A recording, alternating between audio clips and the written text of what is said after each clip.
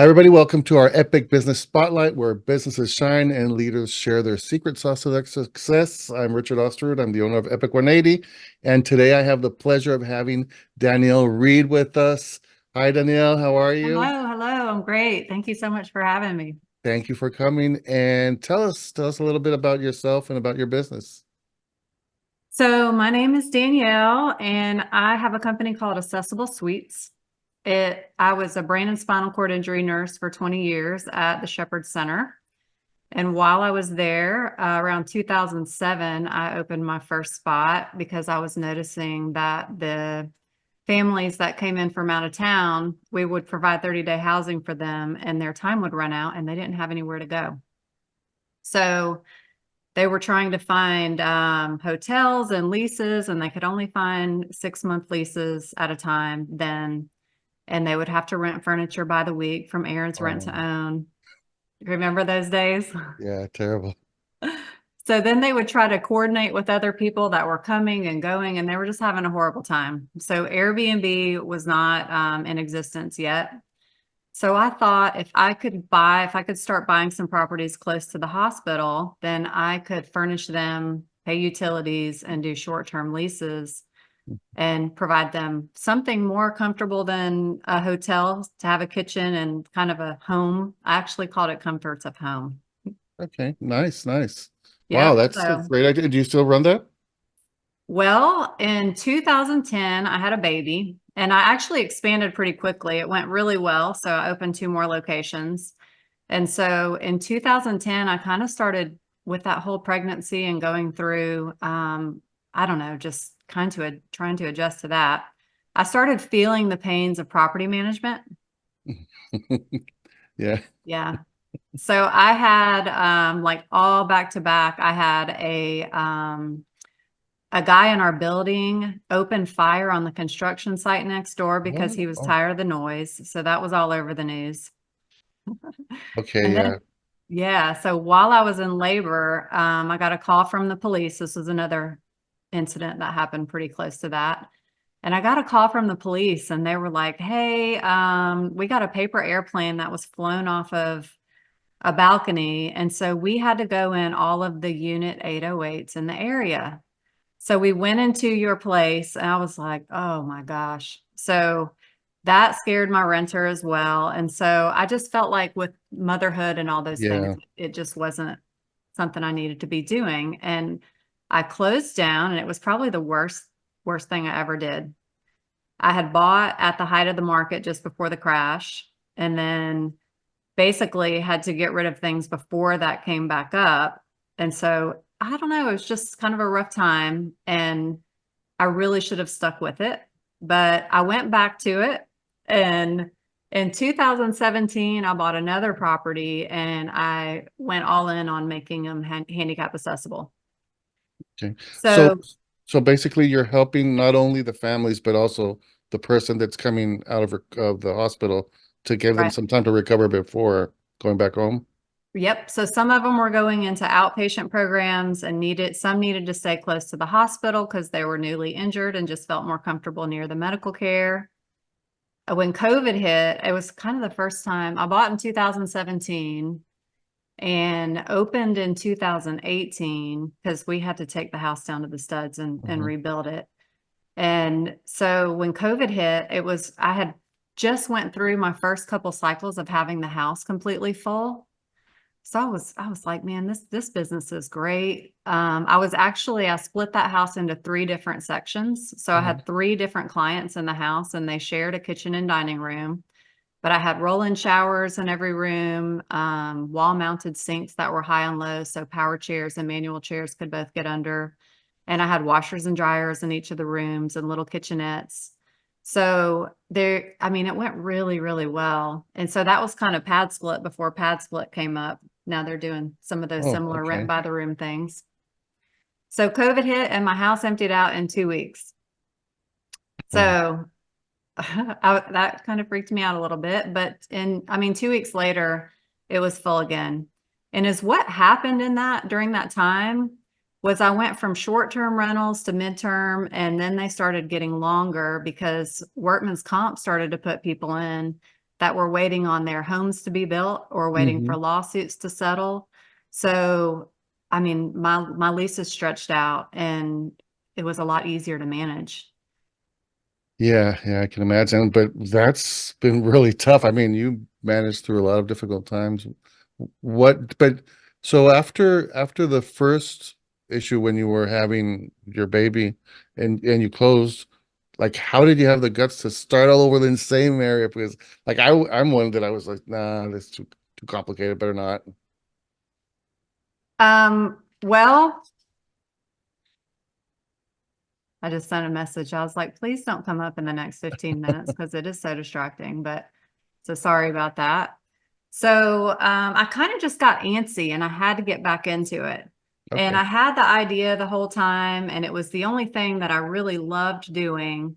So went back into that. And then actually, when COVID happened, I started traveling around Texas doing COVID ICU work out there. And so I was able to buy my partner out and I went to school to be a life care planner. And I did not love the court situations with that. So with life care planning, you take somebody that's either been injured or has a birth injury and you figure out what it's going to cost to take care of them for the rest of their life. And then you go fight the insurance companies or whoever, the businesses and such, Wow. to get them that bulk amount up front. And I did not love court. It was pretty Yeah. stressful. But is what I did do was take what I had learned on the real estate side of that and just focused on doing patient, like the client evaluations and the home evaluations, and then making modification recommendations. Okay. Cool. So And nowadays, so what do people come to you for specifically for the homes or what So else? right now I am still providing handicap accessible real estate, and I've still been doing one-on-one evaluations and helping people with modifications. So is what I'm working on now is a program called Restoring Independence. Mm-hmm. And I'm taking what I have learned through that whole process and transferring it over into teaching, the masses how to do this. So now we're moving into, I'm like, okay, well, I can definitely help the disabled population with this. And what about the aging in place community? I can take these same concepts and I can put it into that community as well.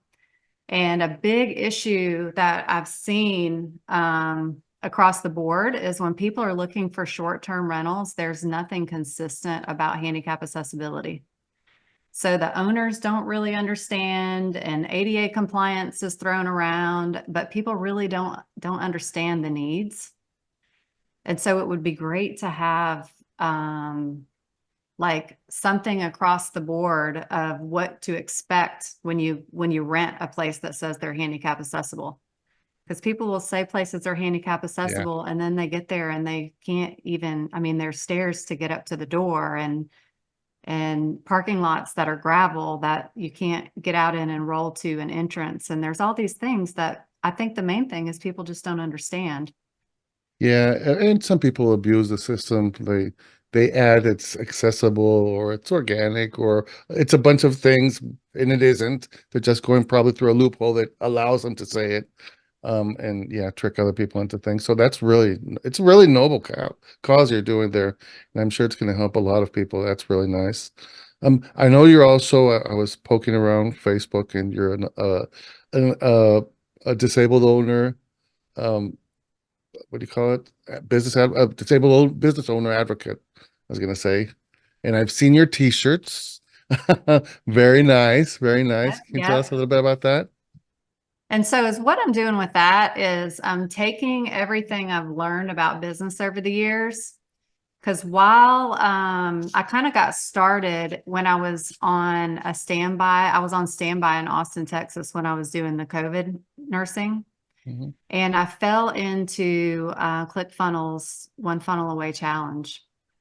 And I had gotten an MBA before all of this, and I really was interested in entrepreneurship and running businesses, but I just kind of didn't get it. I didn't understand. And I figured out pretty quickly that book smarts is very different from real life smarts. And in that 30 days in that hotel room, I learned more about marketing, and I really made it through 3.5 of the weeks and not 4 because we got discharged. But um, I learned more about marketing in that 30 days than I had through all of my business ventures, everything I had tried to start, all of my schooling. And so I went all in on really starting to figure out the psychology of what makes people buy and how to sell products. So I've been working on that as well. And so is what I've done is when I got into Ignite and we just started learning, I mean, I've learned the foundation, what do you need to run a business and grow it and sell it? And what is that really, I've learned all these things in that program. And so I've taken that over to take all of the things that we're learning in that and started the Disabled Business Leaders of America. And so it's a low entry association. So you can come in and pay $10 a month and go through weekly Zooms and learn business concepts. And it gives me a lot of practice to do that one-on-one consulting and find out where businesses are and give them tips to grow them and such. And I'm trying to create this community so they will also have a place to practice and talk with each other, and we can all promote each other's businesses. And so we have our Disabled Leaders Digest. My newsletter has been out for a bit, and it's just an opportunity to help this community grow. That's great. Where do people find out more about that? Because I'm sure So it's the newsletter is at disabledleadersdigest.com. You can okay. sign up for that there. And then if you just go to disabledleaders.org, it will take you to either the newsletter sign up, or there's another option to learn about the association and Oh, join the association there. very nice, very nice. Well, I mean, and now that I asked you about that, because it seemed really interesting to me, and I think it's valuable for other people to know about this. But if someone, I mean, is that the best place to reach you if someone's interested, not only in this, but also in your other trainings that you have? You can definitely find me by email there, but I mean, can I give you guys my phone number? I don't mind if you call. If you, it's going to be online, so if That's fine. you're gonna, okay, cool, sure, So yeah, email wise, you can reach me at support@disabledleaders.org okay, or Danielle@accessiblesuites.com. okay, accessible suites. Perfect. And my phone number is 770 Mm-hmm. 855 Yep. 6701. I'll put it on the screen there somewhere. Yeah, Yeah, so just definitely, give me because a call if you have questions about housing needs or what's going on with that, or need help with business growth or starting it up, whatever you need. Just give me a call and I'll point you. If I don't know, I'll point you in the right direction. awesome. This sounds super valuable for everyone, and the experience we've had, like, I mean, from the start, just managing those homes, going through COVID, going through the all the issues, and definitely this project is so noble, very nice. Thank So you. Thank definitely you. I'll add that in the comments, and maybe I can put something here on the video. Anything else you'd like to share? Um, I think that's the main thing. And one kind of big problem that I hear people talking about is they don't have a product. Mm-hmm. And so in the process of coming into into Disabled Leaders, let's figure out what you love and let's learn some affiliate marketing and point you down a path and teach you how to sell other people's products. Right, right. So I have a lot of people interested in making accessible vacation homes and property development and whatnot. So come on in and sell my program. Or, I mean, there's tons of things out there Yeah. that you can do. And I think it's really important to understand that you can do what you love. You can find what you really enjoy doing and make a life out of it.